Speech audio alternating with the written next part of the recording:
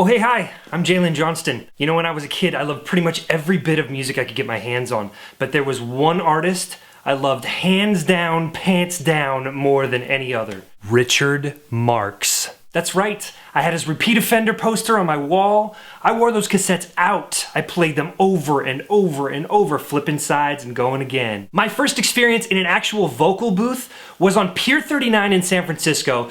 I was 11 years old and I recorded my own version of Right Here Waiting on my grandparents' dime. I drove my family crazy singing along with his music for my entire childhood. It was so extreme that later on I would tell people that Richard Marx practically taught me how to sing. Well, you know, we grow up. We go to school. In the music department at the college I went to, somehow, in some passing conversation, someone mentioned that my vibrato reminded them of Richard Marx.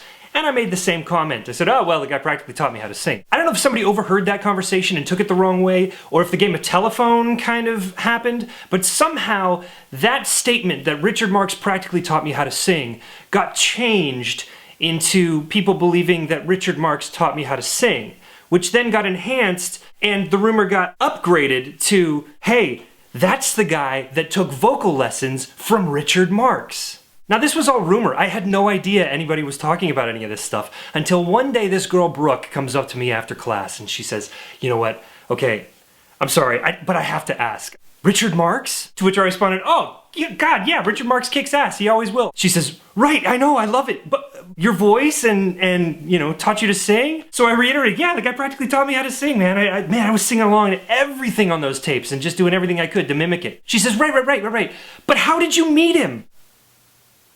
At which point I stopped and I looked at her and I said, meet him? I've never met him, I just think he's awesome. Her face just fell. She was crushed, so defeated. I had just shattered whatever hero construct she had built up in her mind, thinking that I actually knew Richard Marx and had taken vocal lessons from him as I was growing up. So anyway, once the color came back into her face, we actually had a pretty good laugh about it. So fast forward, I wound up having a little bit of a music career myself with Mad at Gravity. I get into social media while we're doing that as a means to help promote my band. I started blogging back in summer of 2002, and it was all tied into my band's website. So fast forward even more. Last night I'm talking to my crazy friend Jeff Burke, who happens to be a Richard Marx fan as well, and I was discussing a random bonus track off the Rush Street album called Ride with the Idol.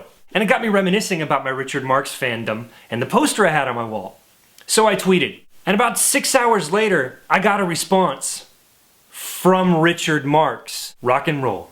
That's right, that is rock and roll. You know what's rock and roll?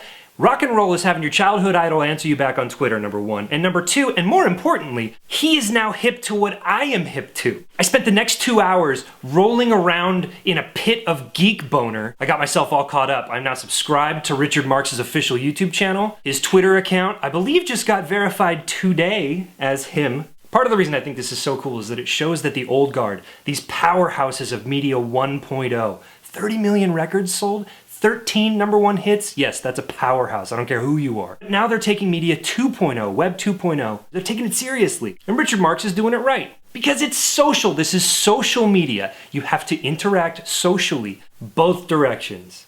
So good, so good. Thanks, Richard. Okay, bye.